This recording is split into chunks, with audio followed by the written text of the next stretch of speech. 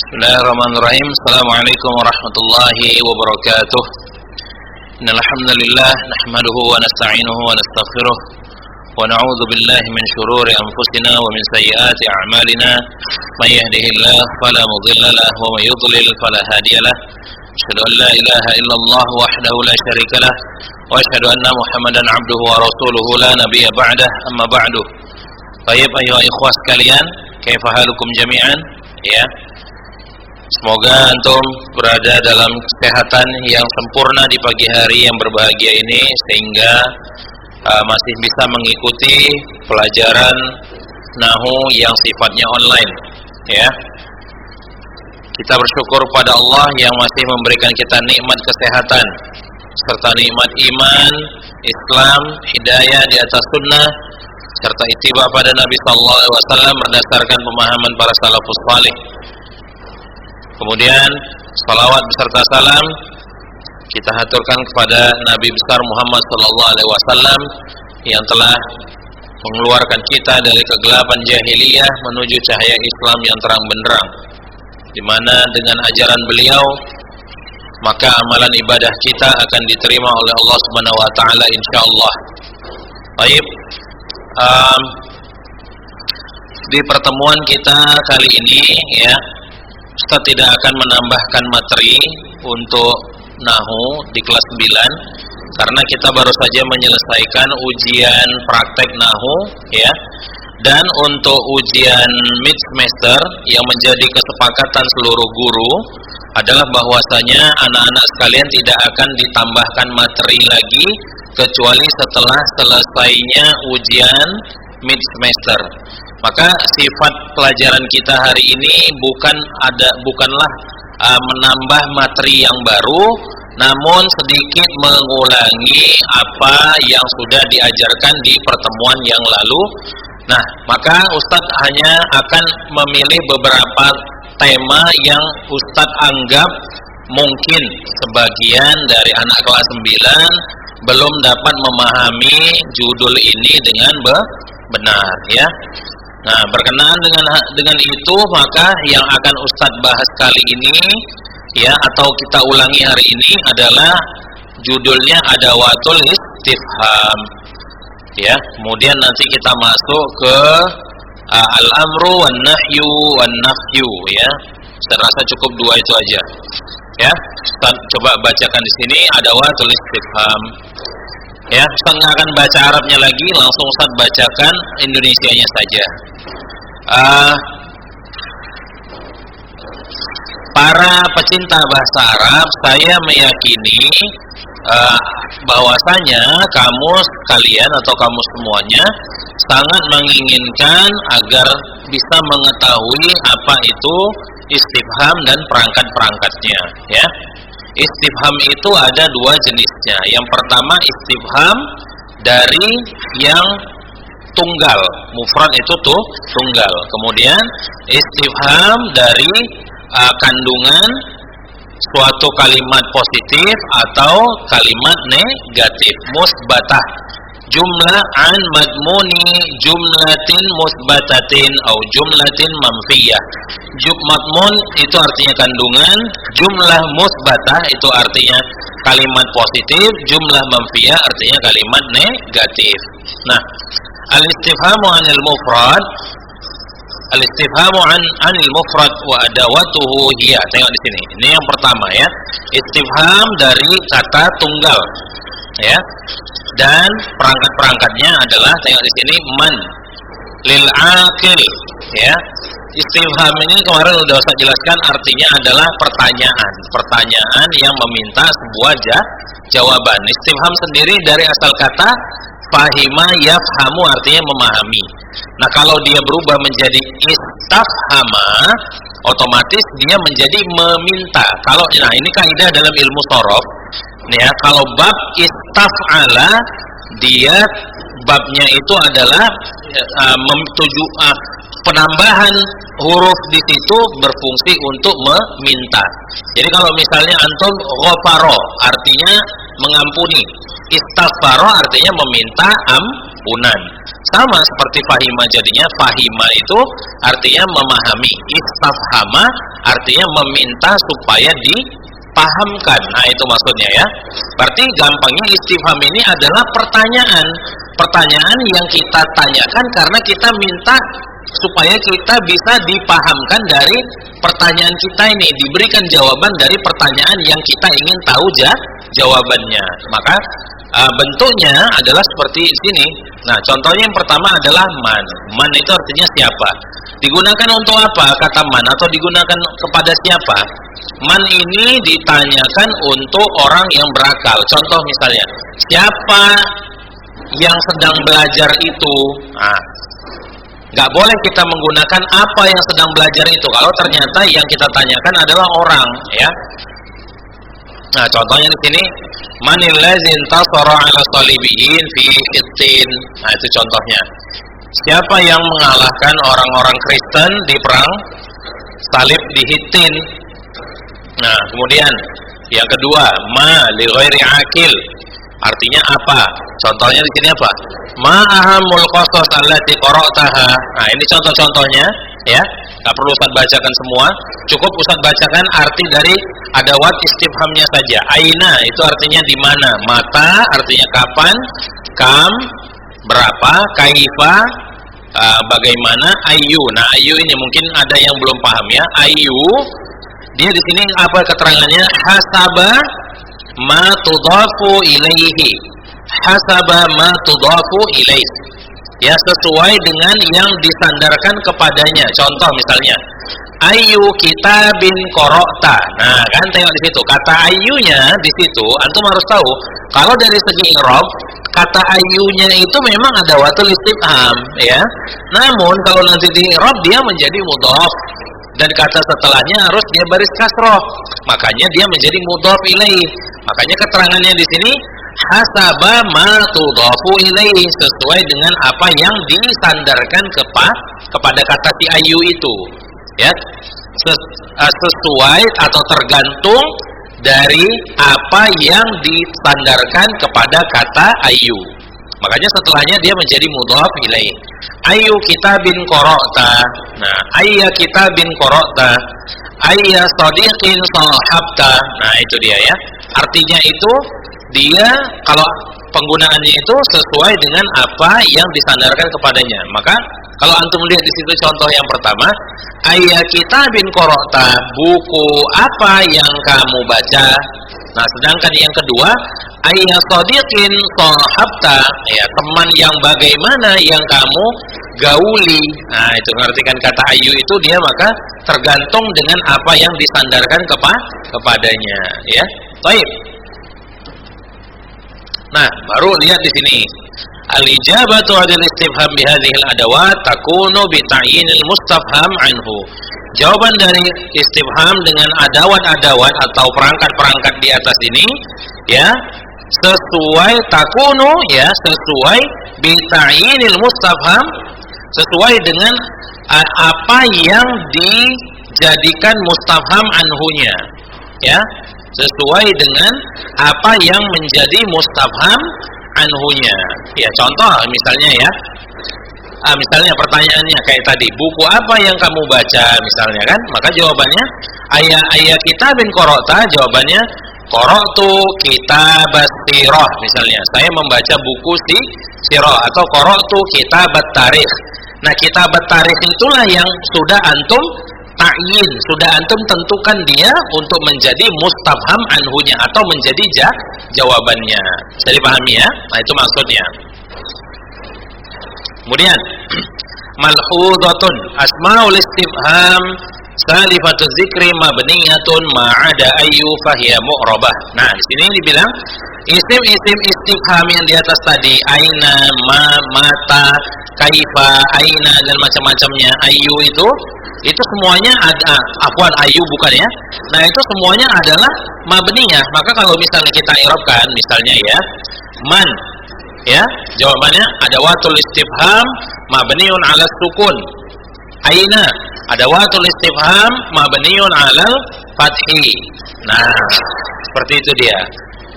Ya, bisa dipahami ya. Nah, itu semuanya yang tadi itu mulai dari man sampai kaifa itu semuanya mabni. Ma'ada. Nah, ini arti ma'ada artinya selain kata ayu. Fahiya mu'robah. Kenapa dia mu'robah? Karena dia bisa berubah. Bisa dia ayya, bisa dia ayyi. Contoh misalnya ya, fabi ayyi ala'i rabbikuma tukadziban. Nah, di situ dia menjadi baris kasroh. Nah, ya, baik. Al-istifham an madmunil jumlah al-musbatah. Nah, ini istifham ya tentang kandungan kalimat positif. Antum lihat sini ada wadnya ada dua. Ya, ini hal dan hamzah. Contoh misalnya, hal safarta ilal Qahirah, al-jawab yakunu bina'am aula. Ya, yang di situ.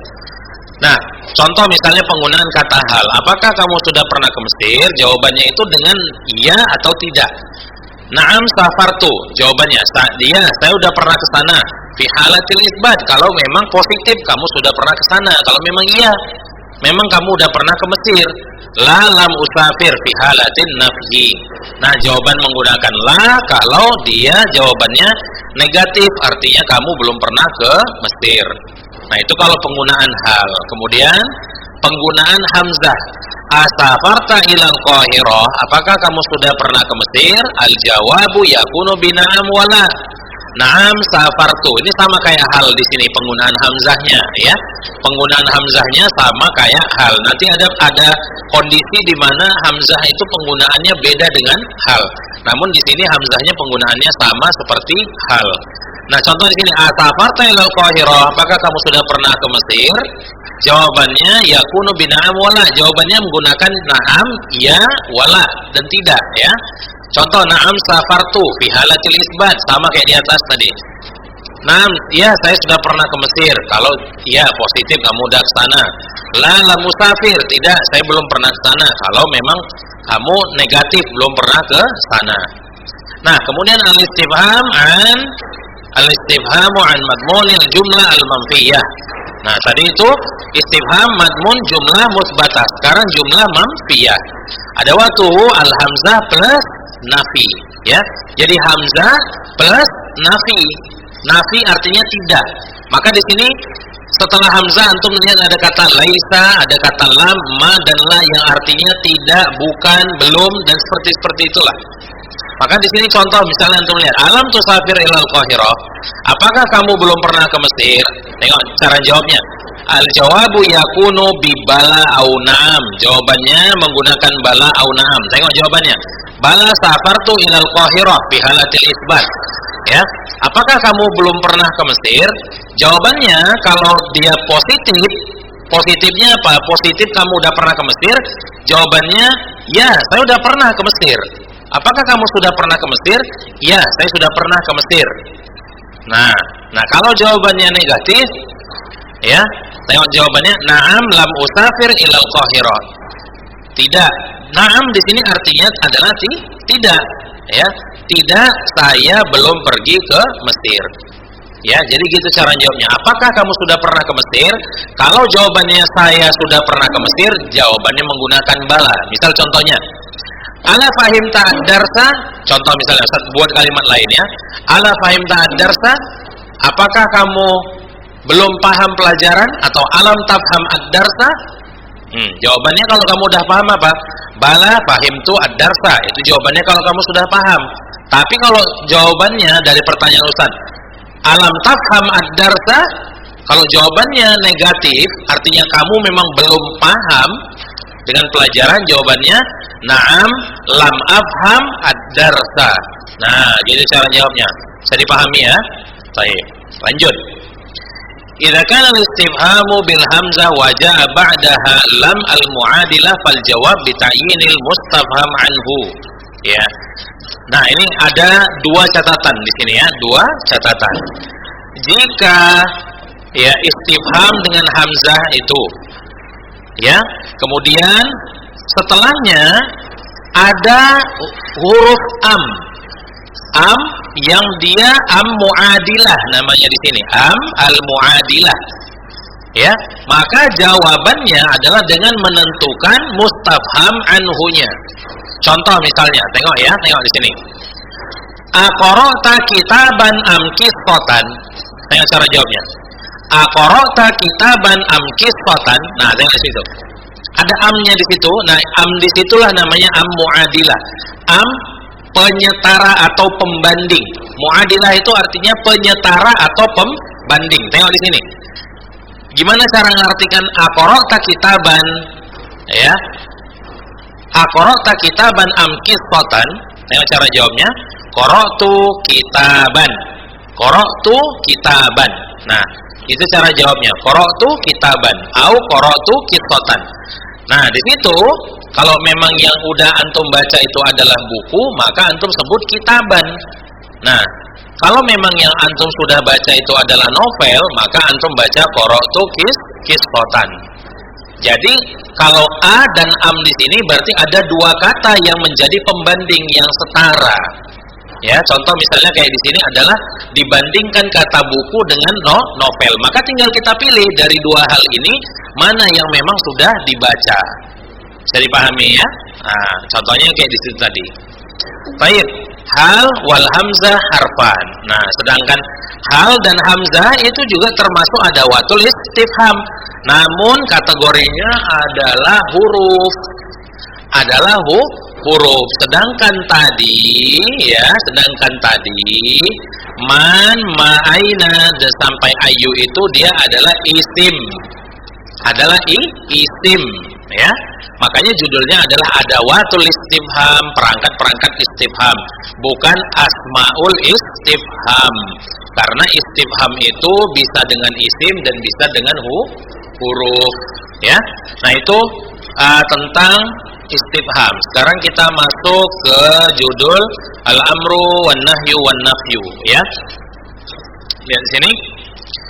Al-amru itu ya nggak perlu saya jelaskan lagi ya. Yang jelas al-amru itu artinya perintah, ya. Al-amru itu perintah, namun yang perlu saya jelaskan di sini langsung saja ke masuk dia uslubul amr. Uslubul amr. Apa itu uslubul amr? Uslubun yatimu fihi talabu husuli fi'lin min as-sami wa yatahaqqaqu dzalika an tariq fi'il amr, kemudian al-fi'l al-mudhari al-masbuq bi lamil amr. Lihat di sini. Uslubul amr itu artinya adalah cara memerintah, cara memerintah. Apa itu uslubul amr? Gaya memerintah atau cara memerintah? Yakni suatu cara yang dengan cara tersebut dapat terlaksana suatu perbuatan, ya, yang diminta untuk dilaksanakan oleh orang yang mendengar. Nah, perintah ini atau uslubul amr ini, ya, bentuknya itu ada dua.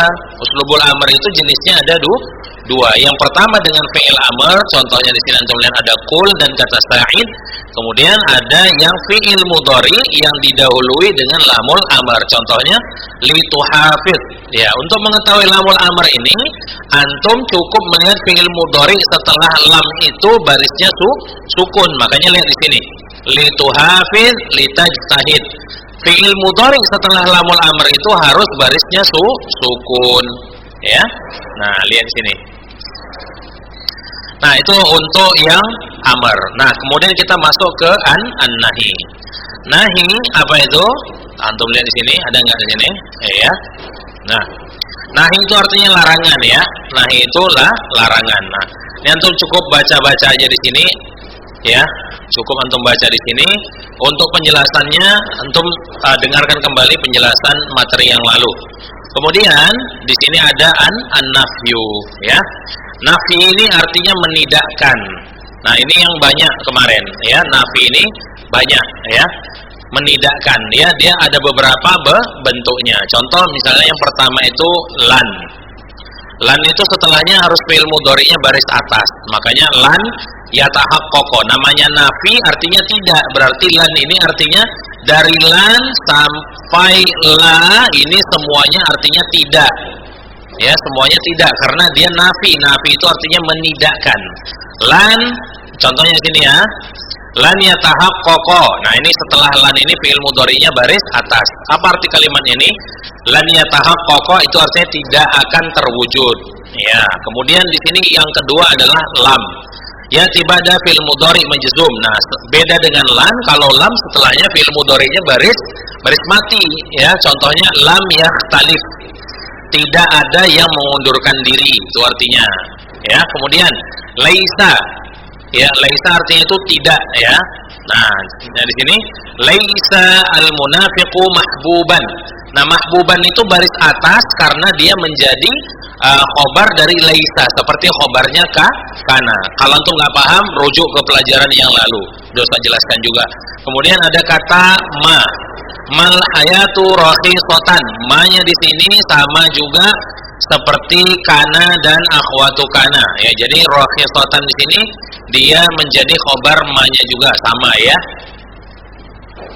Nah, di sini ma wa ya'ti ba'daha ismun aw fi'lun. Nah, setelah ma itu dia boleh berupa isim atau dia fi'il. Makanya di sini mal hayatu rakhisah, artinya hayat, hidup itu tidak murah. Nah, kemudian ma yakhtalifu 'anil imtihani illa talib. Ya, tidak ada yang mengundurkan diri dari ujian kecuali satu orang murid. Kemudian la wa ya'ti ba'daha ismun aw fi'lun. La juga dia ya adawatu an-nafi ya, adawat nafi juga yang setelahnya itu dia juga boleh isim ataupun fi'il ya. Contohnya la munafiqa mahbubun. La munafiqa mahbubun. Nah, ini la-nya an-nafiyah lil jinsi. Kemudian munafiqonya ini karena la-nya itu nafiyah lil jinsi, maka dia bentuknya harus nakirah dan bentuknya dia harus nasab seperti inna ya, seperti la-nya itu menjadi seperti inna. Dia menasabkan kata setelahnya. Namun syaratnya kalau kata setelah la itu dia menjadi nasab adalah la-nya itu la nafiyah lil jinsi, kemudian setelahnya itu dia adalah isim nakirah yang dia mansub satu saja baris nasabnya, artinya dia satu fathah saja. Kemudian la yarfa'u sya'nal watan illa syurafa ya. Setelah la di sini adalah fi'il mudhari ya. Nah, taib, itu adalah apa yang bisa Ustaz sampaikan hari ini, sedikit mengulangi dari materi yang Ustaz anggap mungkin ada yang belum mengetahuinya. Ya, saya tutup pelajaran hari ini dengan doa kafaratul majlis. Subhanakallahumma bihamdika, asyhadu an la ilaha illa anta, astaghfiruka wa atubu ilaik. Assalamualaikum warahmatullahi wabarakatuh.